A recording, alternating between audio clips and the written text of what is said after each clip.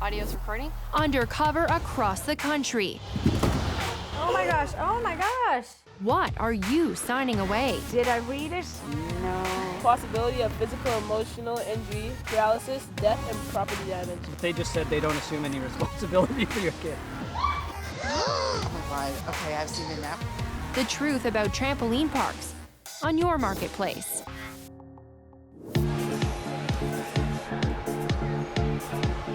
It's a kid's paradise. Trampoline parks are bouncing into cities across the country. A typical Saturday afternoon, but with a twist. Because we're inside with hidden cameras. Is yours recording right now? Yes. On a cross-country safety spot check. It's an unregulated industry no one is watching. Until now. It's the birthday party they want, and the one their friends want to come to. Sold as the perfect place for kids' parties. Throw yourself in the air and land in a giant pile of foam.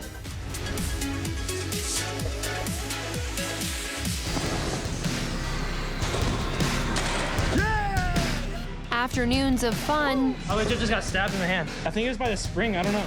Landing some people in the ER. We don't know what's going on right now, but it seems like there's a little situation behind us. As you can see, I'm in a lot of pain. I just like broke my foot or something. I hit my nose super hard. Leaving others with debilitating injuries. Last year, 17-year-old Landon Smith breaks his neck in the foam pit at this trampoline park in Sherwood Park, Alberta. He's now a quadriplegic. Then, at this park in Hamilton, Ontario, 18-year-old Blake Davies breaks his neck, paralyzing him from the chest down. And earlier this year, in Richmond, BC, Jay Greenwood dies in front of his 2 young daughters after jumping into the foam pit. That's why we're visiting trampoline parks across the country in Ontario, Alberta, Nova Scotia, and BC. Awesome. You guys are all good to go until 6:30. To find out what's going on. They're selling this as a fun family event that can include all ages. It's misleading. The reality is that those younger children are at very high risk of injury. Dr. Laura Purcell agrees to look at some of what we see.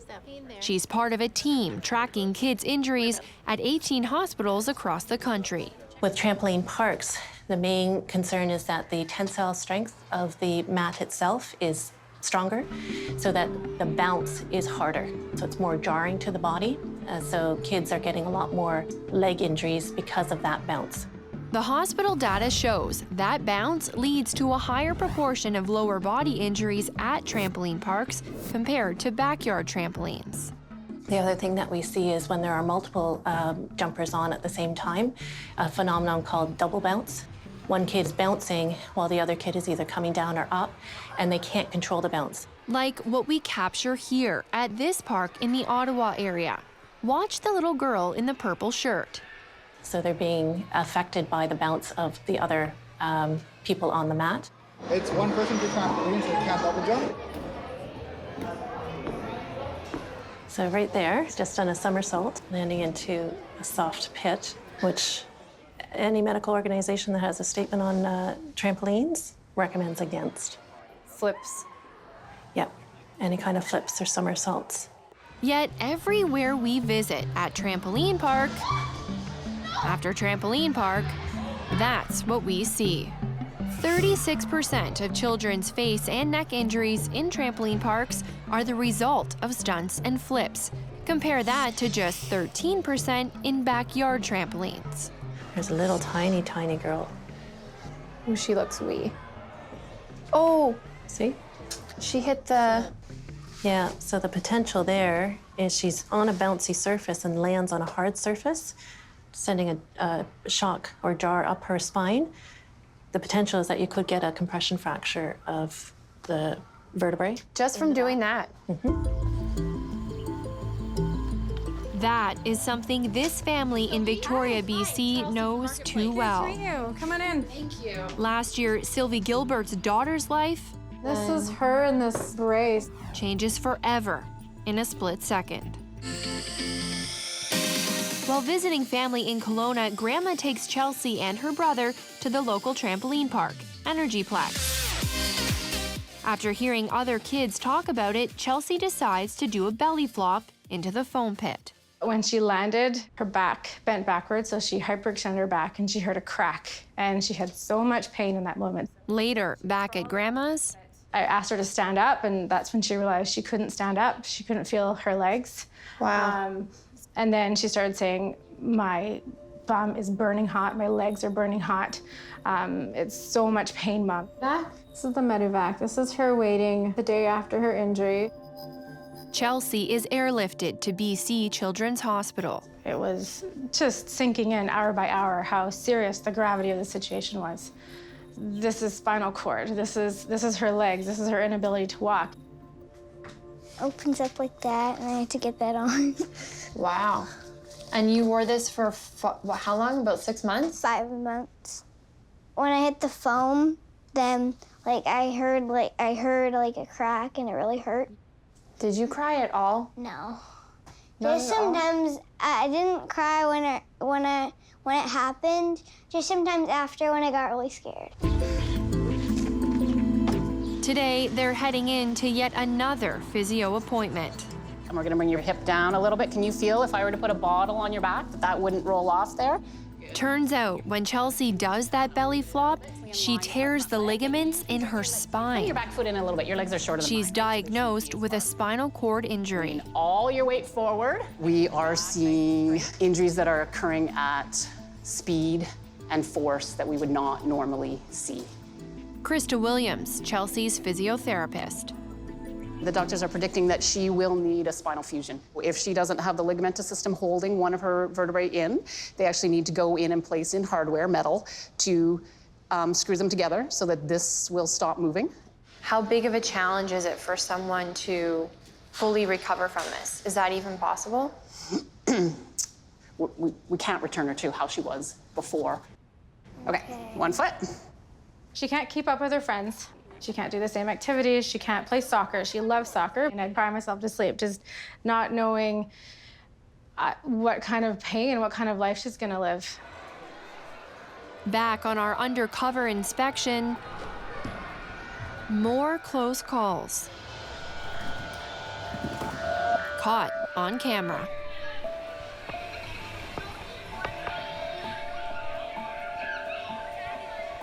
At this park in BC, an employee describes what they see. I can't understand. I've seen some really bad ones. He did a flip and he kneed himself in the nose, so his nose was over here in his eye area. It was really bad. And get this, here the lights go out for 5 minutes every half hour. This is a safety announcement. Do not sit or lay down on the trampolines. Audio's recording? I want to see what it's like to jump for myself, so I head into my local park. Do people get hurt here a lot? Yeah. They do? Yeah? It's also usually little kids. After paying $18 for an hour, I'm sent on my way to start jumping. No instruction, no orientation.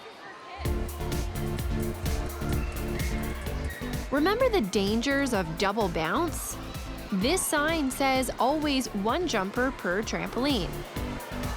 Yet we see multiple kids jumping on the same trampoline, and no one stops them. Next, I check out another park nearby. There's a short safety video. No one seems to be watching. Doesn't take long before we see someone get hurt.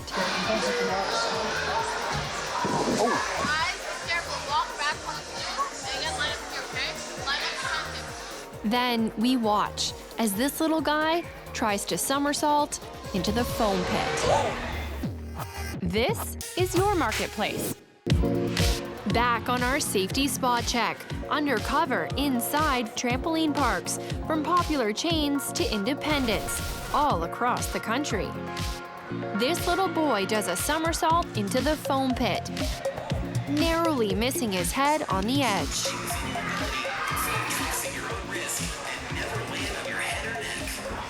We're giving kids superhuman abilities when we put them on a trampoline. And we need to remind ourselves that they don't have the training behind that. Makes me wonder, can you have sky-high fun and still stay safe? Hey, Dawn. Hey, Charlesy, how are you? Dawn Izzard sure thinks so. She's the recreation manager at Burlington Gymnastics Club. We're gonna go out there, we're gonna learn about our safety rules. Here, they run weekly trampoline classes for kids 6 and up. And using our walking feet, we're gonna come on over to the middle of the floor. We're gonna say hello to Coach Sarah. So we land in what's called a motorcycle. First, Sarah shows me how to stop properly on the trampoline. So we practice by just going up here and then landing. And why do I want to do that? So that the G-forces are absorbed properly through each joint. So we're gonna head over to the tumble track. Okay. So my arms are up? Arms are gonna be up. And I'm just... Jump all the way, yeah. Look at me go! Land in a motorcycle. Good job. Why don't I just go on to the big one first? Because you have to make sure you know how to control your body first. So what do I do with my hands on the star? Yeah, so you're just gonna just jump out, yeah. And motorcycle. Woo.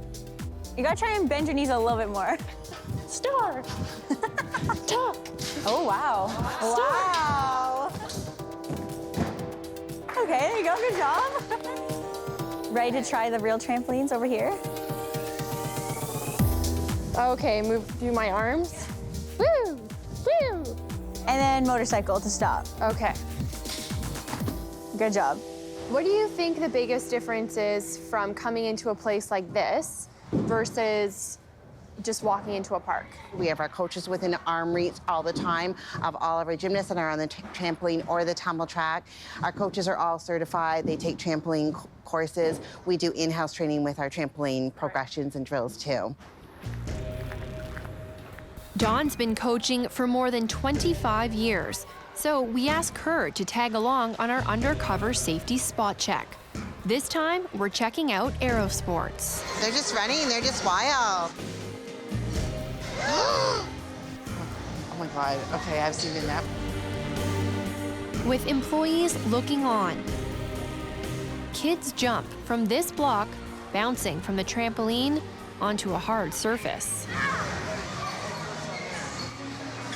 It just makes no sense to put a block up that you would encourage them to jump from. These girls are far too small to be jumping from a height. As we watch one of the girls jumps,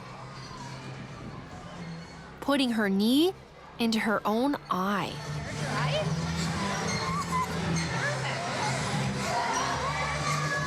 So what's the most surprising thing here? Just the running, the near collisions that you see a lot of, that block, yeah. And just them not enforcing the rules.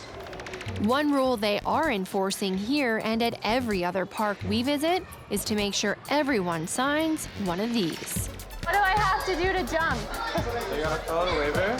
So before you're allowed to buy any tickets or anything like that, you have to fill out a waiver form. Do you guys sign waivers? So everyone jumping needs to sign a waiver.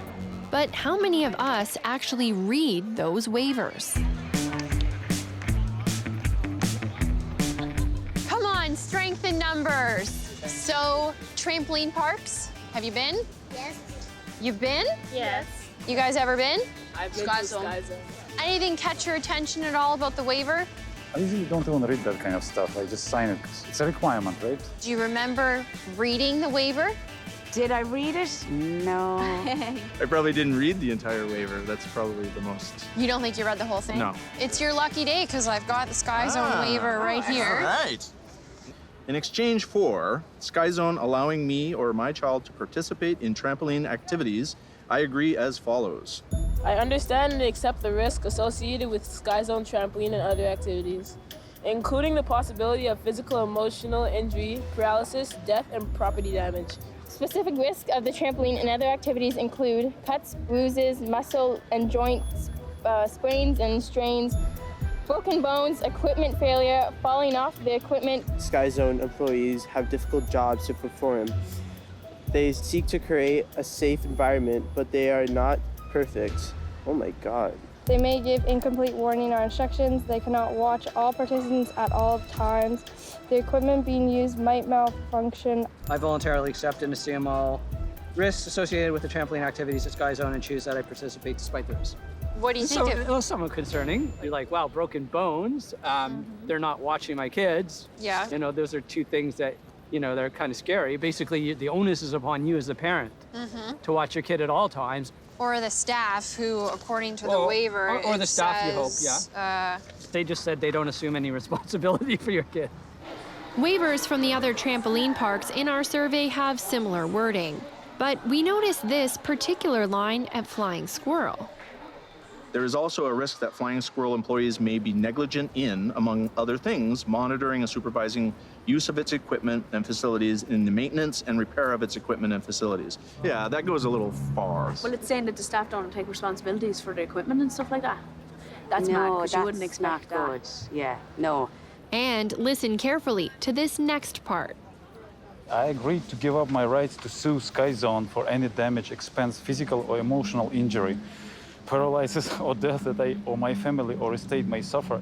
I may be found by a court of law to have waived my or my minor participant right to maintain a lawsuit against Flying Squirrel. So we're giving all our rights away, I guess. Why can't we sue, right? We're not suing, like they're covered for this.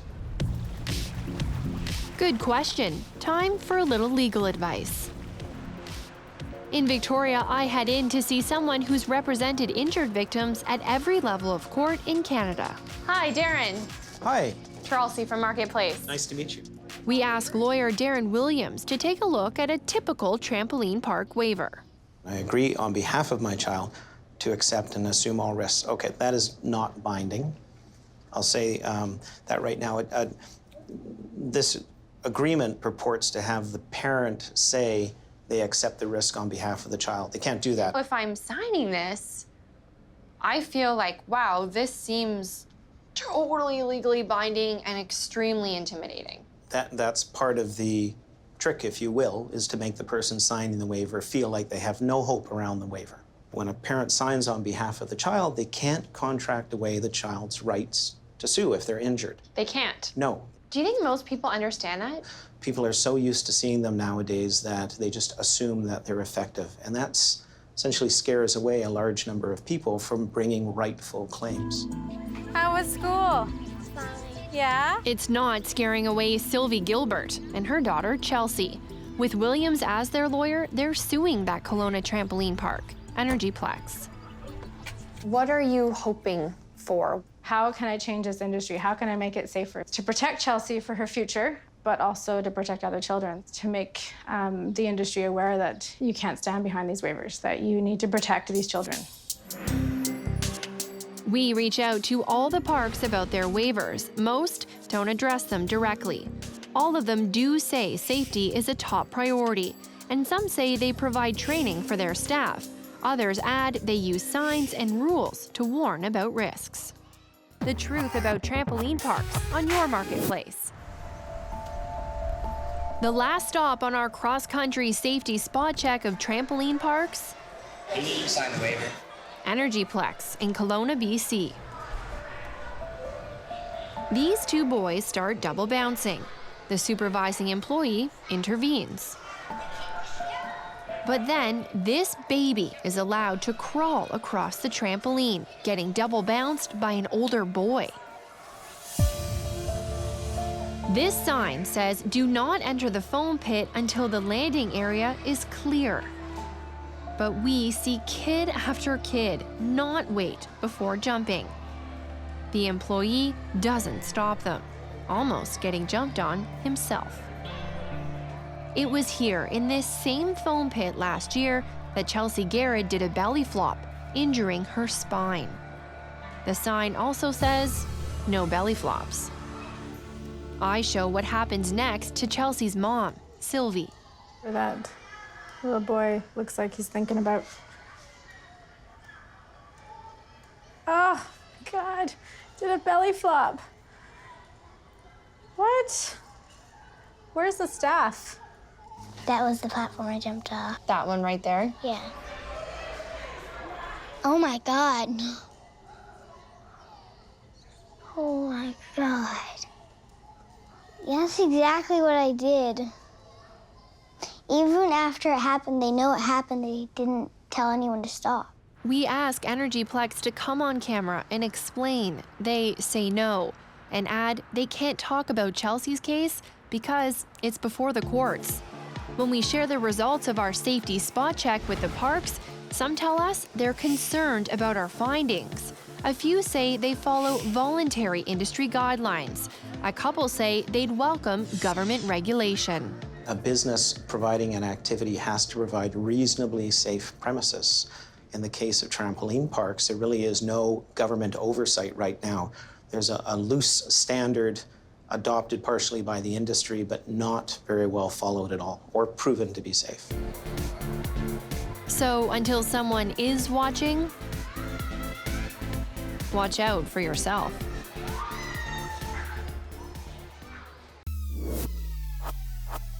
You should see some of the reckless drivers I've seen on the road. Truck safety. We're gonna put you in that truck, and Carol's gonna put you through the gears. Who passes the driving test? Whoa! Hard stop. Now he's pulling through a red light. And does anyone ever fail?